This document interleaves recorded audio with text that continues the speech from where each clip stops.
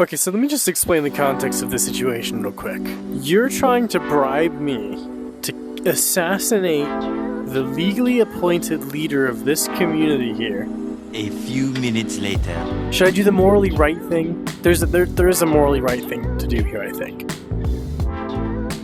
But I kind of want to see what would happen if I shot him.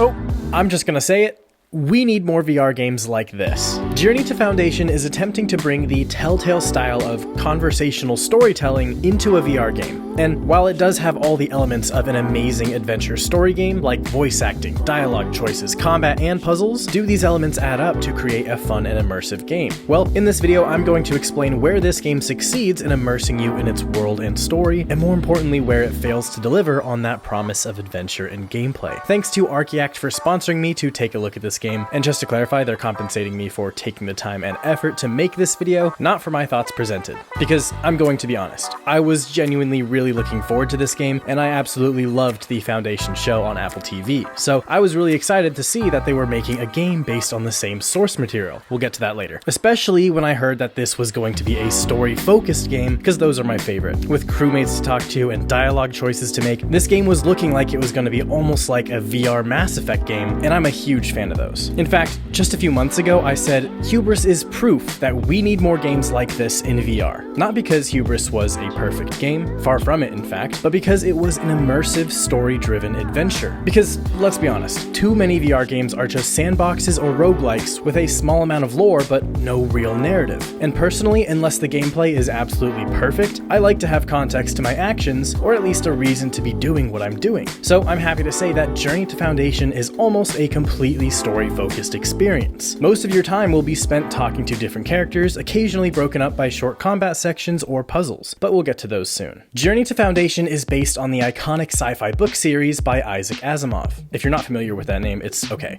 Foundation is like Star Wars but with extra steps. And this game literally brings you into the world of that story, where you'll be playing the character of Ward, a galactic spy who must choose between fighting for a dying empire or joining the rebelling Foundation to save humanity. Your character has special Mentalic powers which you can use to influence the emotions of other characters, which can be really useful in conversations and stealth. And while this game was built for the ground up for VR, it seems like it was mainly made for the PSVR 2. There were several bugs I encountered when playing on the Quest 3, mostly visual, but sometimes requiring me to restart checkpoints. So definitely check out someone else's review for the PSVR 2 version that also has eye tracking, better haptics, and better visuals, so it could be a totally different experience from what I had. But first, let's start with what this game gets right. I have to give props to the writing and voice acting here because it's so far above what we normally see in VR games.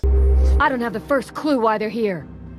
Stop playing dumb. The amount of dialogue in this game is crazy, and the fact that I almost never cringed at it means a lot. And that's not to mention how many of these little messages are placed throughout the levels, which can often add interesting bits of context to the world. The attention to detail in these characters, their backstories, and their environments is really commendable. You can tell there was a lot of passion that went into this. This world really does have everything it needs to be super immersive, if only the gameplay were just as good.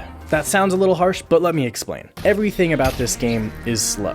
There's no sprint button, so movement and combat is slow. Conversations start with a fade to black and then lock you in place, so you can't move or explore while people are talking for minutes on end. Then every dialogue option requires a long input to select, which disrupts the pace of a conversation. And the puzzles are rarely engaging or challenging, except for this one, which makes them feel like they're just there to extend playtime. But the most disappointing aspect is that the focus of the game, the story, is often hard to follow and left me feeling more like a passive side character, making decisions on a whim, rather than an active participant in shaping the outcome of the story. There were several times where I'd be presented with a tough moral decision, only for it to be just referenced maybe once or twice later by the other characters and never really affected the actual outcome of the story. Let's just do it. Sorry, bro. I don't think so. I'm pulling the trigger, by the way. Oh!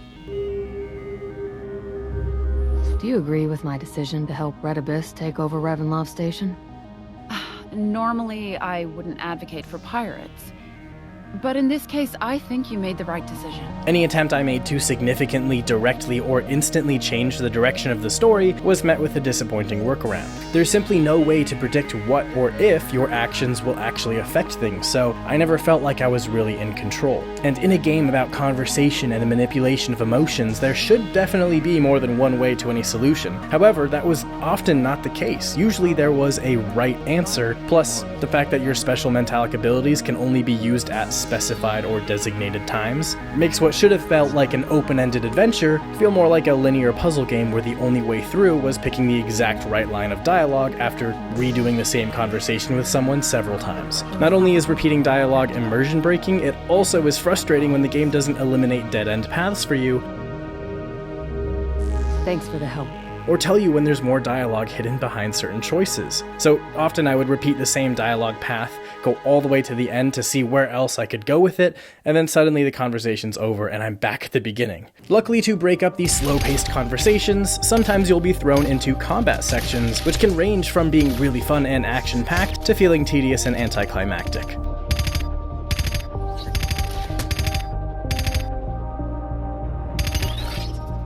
Part of the issue here is that you still can't sprint. Enemy AI is pretty dumb, yet you'll always get hit as soon as you leave cover, and your really cool looking sci-fi gun sounds and feels about as powerful as a Nerf blaster. What'd I tell you? This is the Nerf Volt Elite 2.0. Powerful.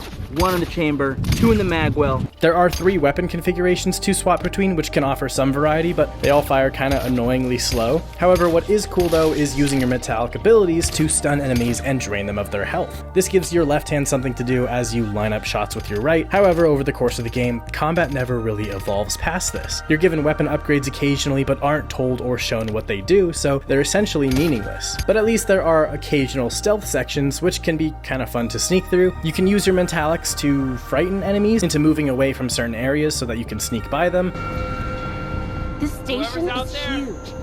I'm coming for Pascal and I you. spent yesterday exploring the old mining tunnels. Although these moments always felt very scripted, and it's somewhat strange that there's no way to actually take down your enemies quietly. I'm pretty sure you can blast your way through these though if you don't have the patience for stealth. I did run into some technical issues, like things in the distance not rendering right or clouds in the sky flickering in and out, but there were also multiple occasions where I mistook a design feature for a bug. This elevator I could not get to work properly on my first, second, third, or fourth try. Touch and slide. Or slide. Click. I'm pressing all the buttons on my controller right now.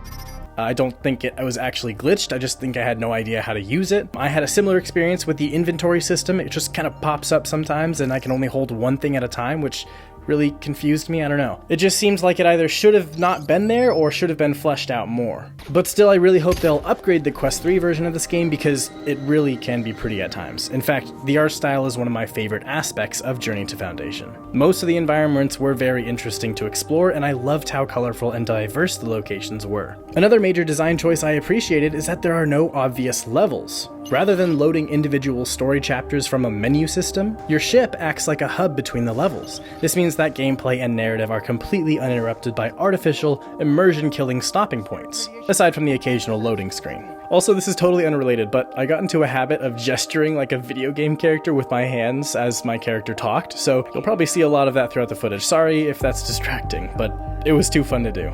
And even though this game clearly isn't perfect, even with all of these issues, I still believe what I said at the beginning of this video. We need more games like this. Journey to Foundation provides a unique experience that goes against the mainstream of VR games, and for that I not only respect it, but I'm thankful for it.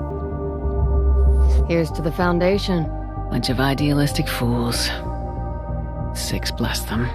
I hope to see more games like this with a focus on characters, storytelling, and immersive interactive worlds to explore, and I would hate to come across as overly negative when in reality, there are absolutely fun aspects to this game. Because even though I thought I was the target audience for this game, maybe I'm just not patient enough to enjoy it. This could be the long interactive story you're looking for, but like I said, it's surely better on PSVR 2. If you do plan on playing on Quest, there are two things that might help improve your experience if you plan on playing for long periods. It was such perfect timing that right as I got access to this game, I also received this Quest 3 head strap and battery pack from Zyber VR. Now, I bought the official Meta Elite strap day one, and I can honestly say the Zyber one is both better and cheaper. The two big differences here are the hinge, which makes it even easier to take on and off, as well as the shape of the head cradle here. See how the Zyber one is shorter? That allows you to position it lower on the back of your head, and it more properly counters the weight of the headset in front. Plus that cushioned top strap is a nice bonus. And using this along with this battery pack that just sits around your neck, and I could play for way longer than normal. This thing is nice if you think a battery head strap will be too heavy for your head, or if you already have a head strap and just want longer battery life. Plus it kind of fits with the setting of the game because it feels like you're wearing a sci-fi gadget, so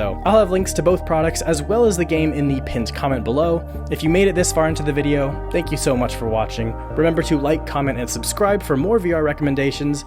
I'm Virtual Bro, and maybe you should watch one of my other videos. Maybe this one on the left looks really good. That one on the right is really good too. It's your pick. I'll be happy just as long as you don't click away.